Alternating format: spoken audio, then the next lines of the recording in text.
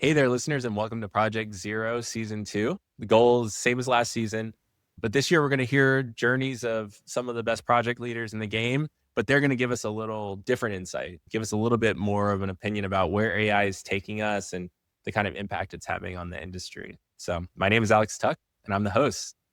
I'm here with the bearded PM, founder of 44 Risk PM, Russ Parker. Welcome to the podcast, Russ. Yeah, thanks for having me there, Alex. Yeah, I can't wait to hear about your Project Zero. It's actually a surprise. Usually I talk to folks and I already know about their Project Zero, but I actually don't know yours. So I'm excited to hear it. Hey, Russ, start us off. Tell us a little bit about yourself and the work that you do. Yeah, so I am obviously said Russ Parker. I am the owner of 44 Risk PM, and I like to say that I teach, coach, and mentor new and aspiring project managers, project risk managers, and leaders. So obviously, risk PM, risk management is central around really what I like to do and talk about. And just started teaching actually the PMI RMP exam prep courses based off the new PMI material. Had my first course last month, and my first student passed the RMP just yesterday from when we're recording this. So I'm an active project manager in the financial sector. So I do that on top of running my own little small startup here. And really, my whole focus is just on, again, teaching, coaching, and mentoring. That's really what I want to do and make sure I help develop the next generation of project managers. I love that, Russ, because I mean, especially for the audience, like the majority of our audience is like either early or mid stage project managers trying to figure out, like, okay, what's the next cert that I should go for? What's the next jump that I can make? And everyone has their own journey. Like I, Yep. I wasn't a project manager early in my life, right? And neither were you. And so like just hearing the journeys will be fun. So I'm excited to see what we talk about here. Let's get started. How did you get into project management originally? Yeah. So I don't like to use the term accidental PM. I hear that all the time. But for Yeah. me, I got into project management through my wife. So when I met my wife and ended up moving out to California, she decided that she was going to do this project management piece. She'd been doing a contractor role with the State Department, doing project management. So she started studying for the PMP. I was obviously just going to work for the Marine Corps, and I was helping her study, though, like any good spouse would do. You help them study. And while I'm doing this, I'm like, okay, I do some of this. I know this process. This looks very similar to what I do in the Marine Corps. And she ended up passed the PMP, got a job as a project manager. But I was like, I never want to do that. That looked absolutely terrible. All that studying, all the note cards, all the PMBOK, how thick that thing was. And I remember how stressed she was on test day. And I was like, I'm never going to do that. Fast forward a few years later, I'm now getting out of the Marine Corps. I am, getting ready for retirement. And I had to do what everyone in the military does. I had to sit down and think to myself, what do I want to do when I grow up? What is it I actually want to do now that I'm leaving the Marine Corps? All I'd really done for 20 years is lead Marines and do logistics. That's really what I was in. I was logistics. I had a master's in transportation and logistics management.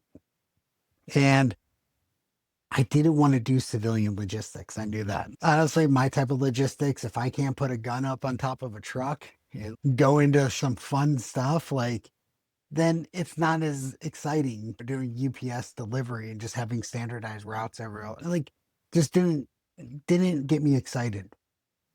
So my wife and I are talking, the project management piece came up, and I was with an organization and they brought up a certified scrum master course. So I was like, all right. So I took the certified scrum master.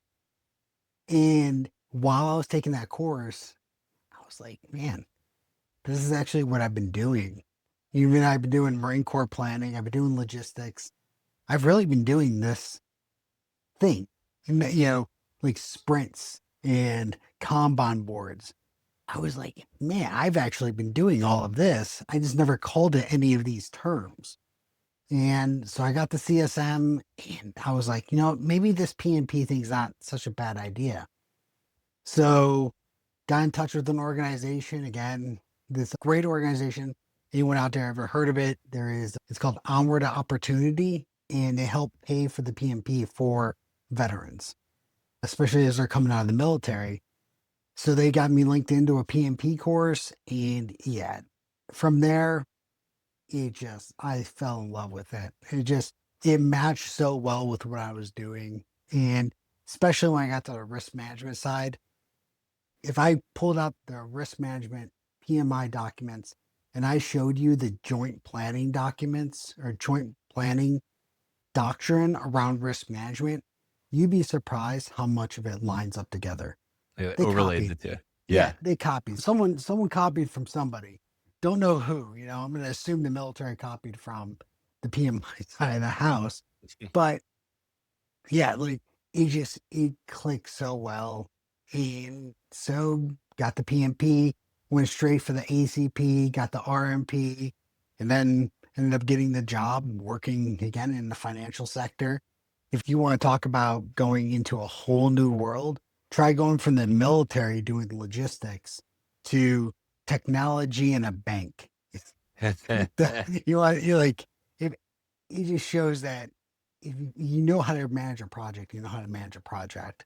And it doesn't matter what sector you're really in. But that is really how it went from Marine to moving into project management. It all started with my wife getting her PMP. I love it. That is so cool. I have done technology at a bank, so I can appreciate exactly what what that transition looked like. Oh man, what a cool I'm, story. I'm still learning new terms every day. Sometimes Oh, I'm I like, know. Yeah.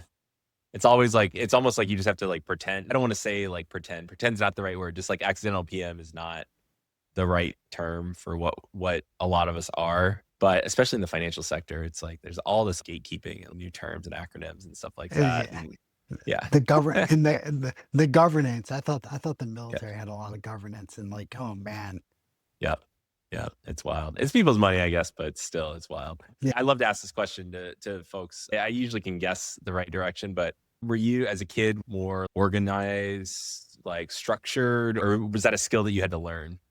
That's a skill I had to learn. Yeah.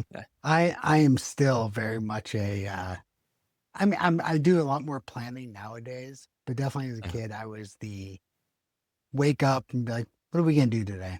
Just go do it. Just had fun. Even I like to always say, so in the military again, a lot of planning. That was my job. I was a planner, especially when I became an officer. I was Mhm. planning, planning, planning. And in 2012, I did a year-long deployment to Afghanistan. And I was the last one in my unit to actually go on what we call R&R, rest and relaxation. And I was going to Europe for 2 weeks by myself. And my boss was like, Russ, what are you going to do in Europe? I was like, I have no idea. He said, what do you mean you have no idea? I go, I'm flying into Paris and I'm flying out of Amsterdam. He's like, what are you doing? He's like, so you have no idea what you're doing. You have no reservations. I'm like, nope.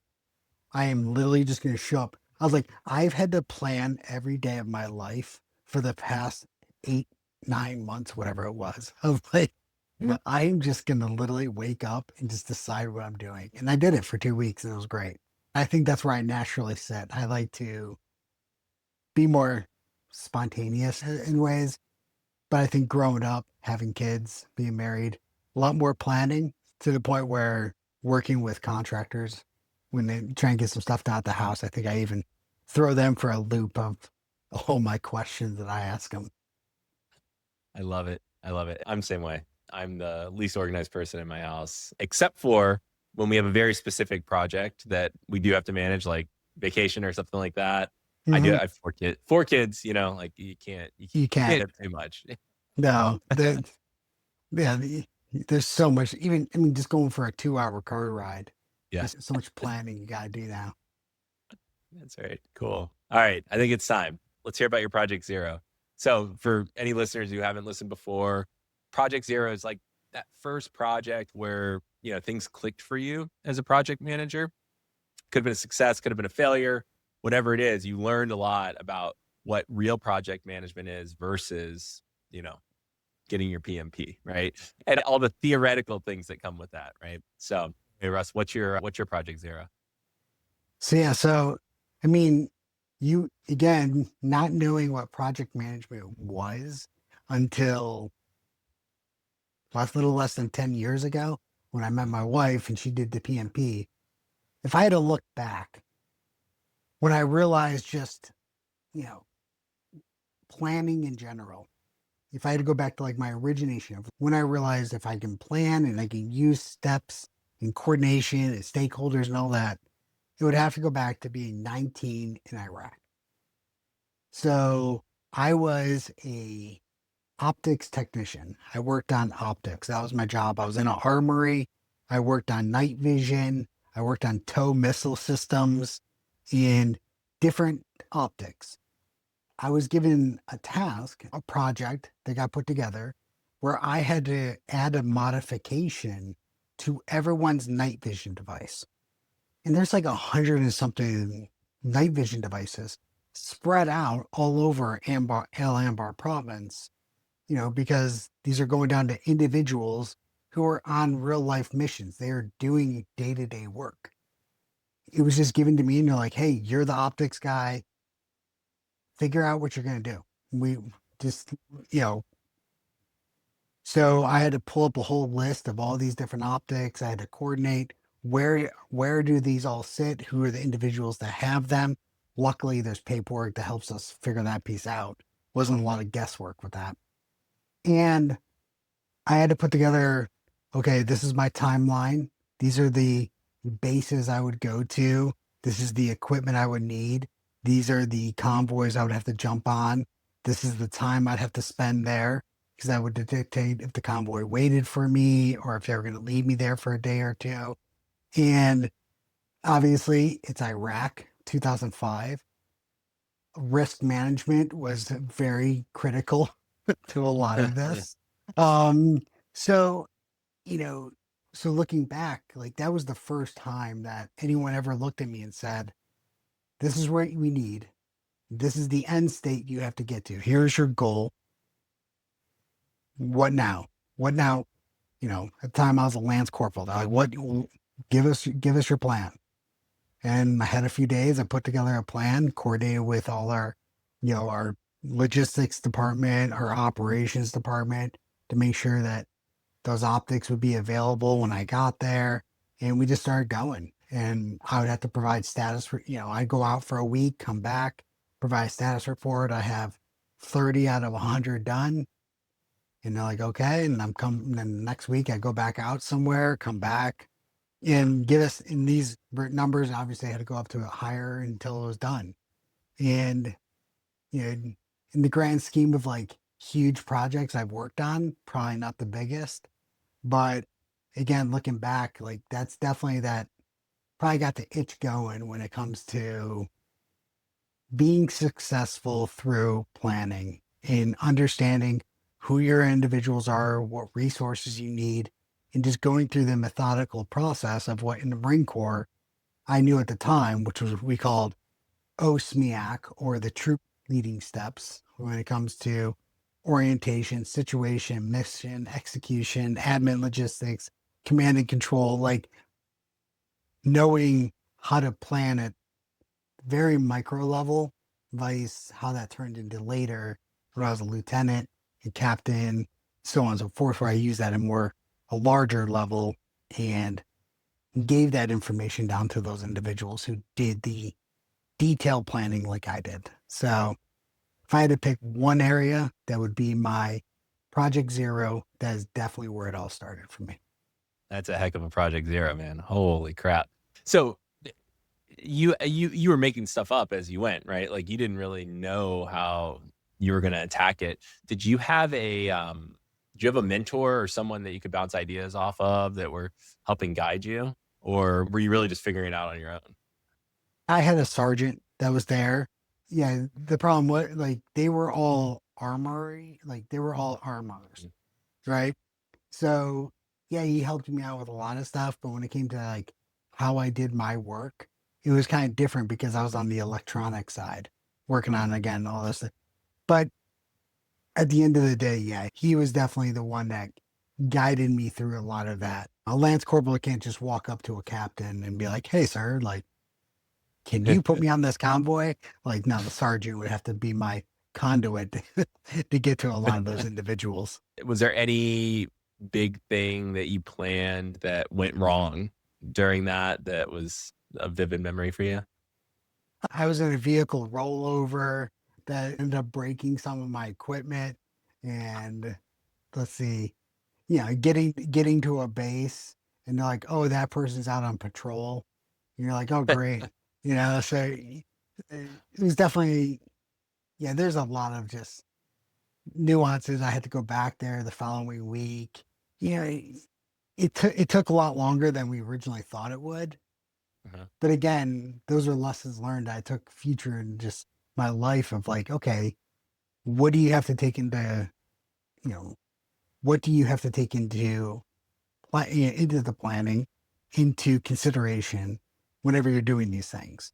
So again, later as I grew, I gained rank, and I had individuals that I would give these type of jobs to. I at least gave them a little more guidance on what to look out for. Yeah, for sure. Oh my god, just figuring stuff out when you're 19, man. It's like, you know, you do it. I mean, Yeah, like you're the expert, right? Like, I mean, there's no one else that knows how to do what you're doing. It's wild. it was the it was the, it was an interesting time. I mean, Uh-huh. overall, Cool. So let's speaking of like you were talking about, as you ranked up and got to mentor the younger folks that were coming in, would love to transition into like some lessons and changes with mindset and growth from a project management perspective, right? What do you think the number one skill is for project managers? And like why is it so important? well, I'm kind of biased in that area. I'd say risk management is Fair. definitely, yeah. Like for me, it's risk. You know, again, coming from the military, risk for me was always a big aspect. I mean, it came from, I'd say, if you want to go to my project zero with a risk, is whenever I completely disregarded risk management and I got called out by a senior leader. So I was a lieutenant, a nice, what we call butter bar second lieutenant. Um, and I just blew some stuff off. I copied somebody else's work, submitted it. No one asked me a question until I got called into my lieutenant colonel's office. And let's just say he did not have a very nice conversation with me, especially because we were planning to go to Afghanistan. I was a platoon commander. And, you know, definitely something you don't see in the civilian side, but like, I got called out on almost my character. He's like, I would, he gave me the responsibility to do planning in that area, especially the risk management side. And I didn't do it because I was busy. And he's like, how can I trust you in Afghanistan to take care of your Marines? Yeah. And it switched my mindset of I have individuals who can do day-to-day planning. They can do the coordination. As the officer, my job was the risk side. My job was to think about what could go wrong, what could go right, how do I capitalize on the good stuff, and how do I take care of the bad stuff? And how do I make sure that at the end of the day, my Marines come home alive while we're in combat? So again, like I said, that carried over into risk management. Now today, people's lives aren't at stake with my work, but the concept still stays there where a lot of people just blow off risk management. They don't think through risk management in detail. They're like, I've been doing this for 10 years. I know what could go wrong. That's not the right answer. The right answer is you got to create the documentation. You have to go through the process. New things happen. You've been working for 10 years. AI is a new concept. What is AI going to impact? Is there opportunities to this project that we haven't seen before? Is there a threat to our project and now we haven't seen before? There's so taking the time to just go through the risk management process the way it's structured, it just provides you so much value that people skip. And I had to learn it the hard way by literally, getting my character called out of me and just getting one of the biggest butt chewings I've probably ever received in my life. And, you know, I was, I, let's say, I learned my lesson from that, obviously. I had a good career afterwards. But yeah, when it comes to me, it's just risk management, it's all around us. And if we don't take it serious, then you're going to see events like during COVID. COVID hit and no one was prepared. Yep. Whereas simple risk management probably could have gotten people at least not, well, not simple. That would have been very strategic level risk management to think about some of the outcomes that came about with that. But hopefully that teaches us that we have to prepare for the unknown. And the only way you're going to do that is to get in a room and just think through what are the threats and opportunities to your projects, your programs, your portfolios, and your organization as a whole.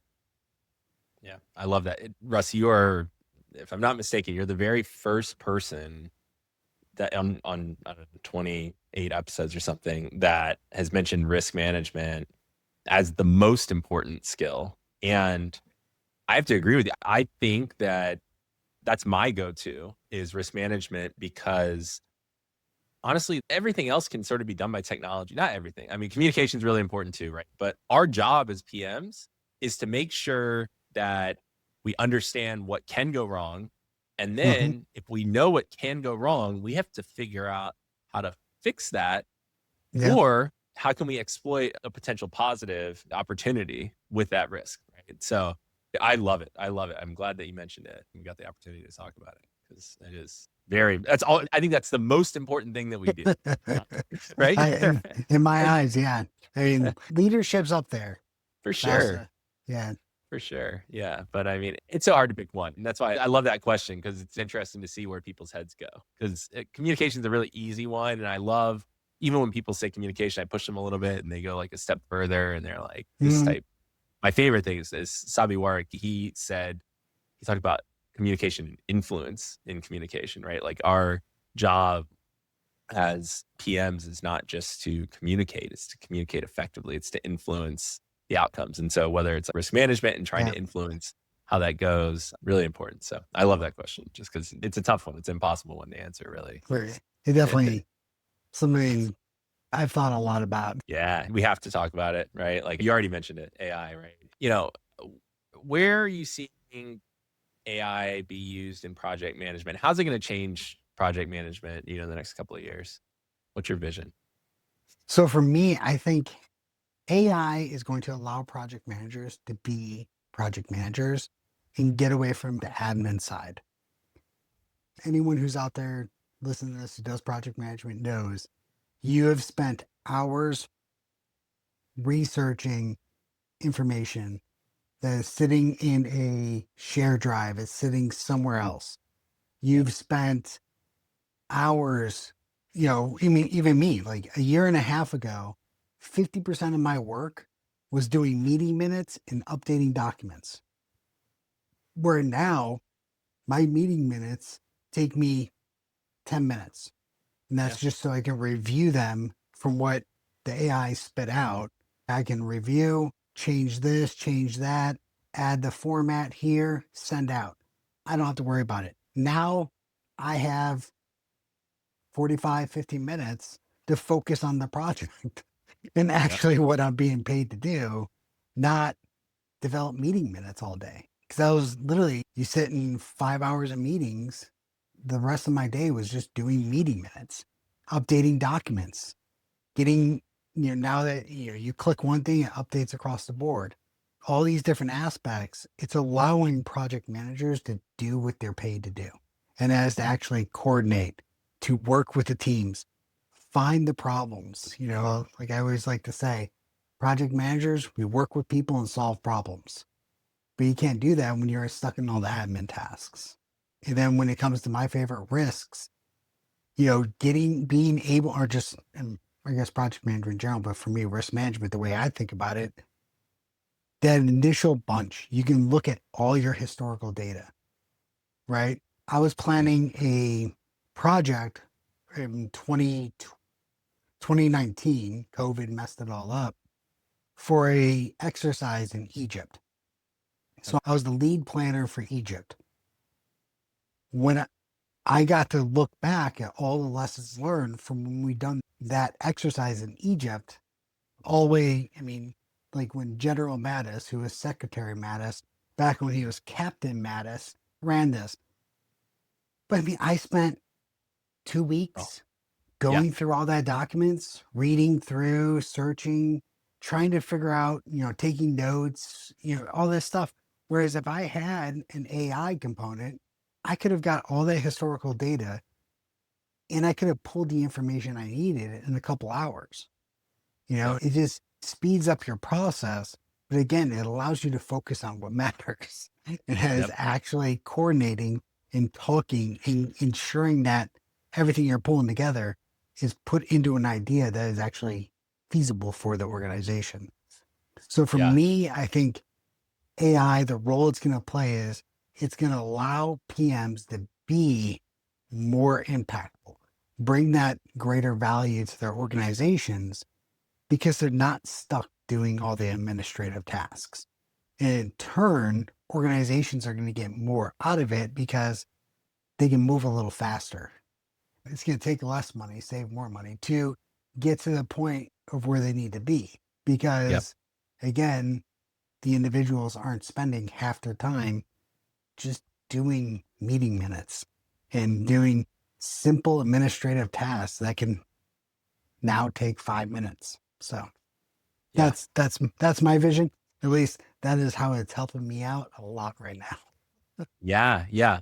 I think you're right. I think we're just going to continue to find new ways to take the minutia out of things and take all the monotony out of our day jobs. I think that we're going to get more really skilled, communicators, like really skilled leaders. I think we're going to start to see them coming to project management. One, because work's going to be less boring, right? Project management, everyone thinks like, oh, it's the most boring thing. It's because building project plans and slides and stuff like that all day, meeting minutes all day. Now, if you like communicating, but you don't want to do any of that stuff, you might go into the industry. So I think you're spot on, right? Like we're going to continue to cut out all the stuff that we hate doing anyway, right? Were you in the session at PMI Global? There was a healthcare panel. One of the things that I heard that I had never thought of, and I felt like embarrassed that I didn't think of it, but everyone in the room was also like, "Wow, that's a really cool way to use AI." They were like, "How many people?" One of the panelists is like, "How many people here have a lessons learned log?" I think I And remember then, this. Yeah. yeah, I think you were in the room with me.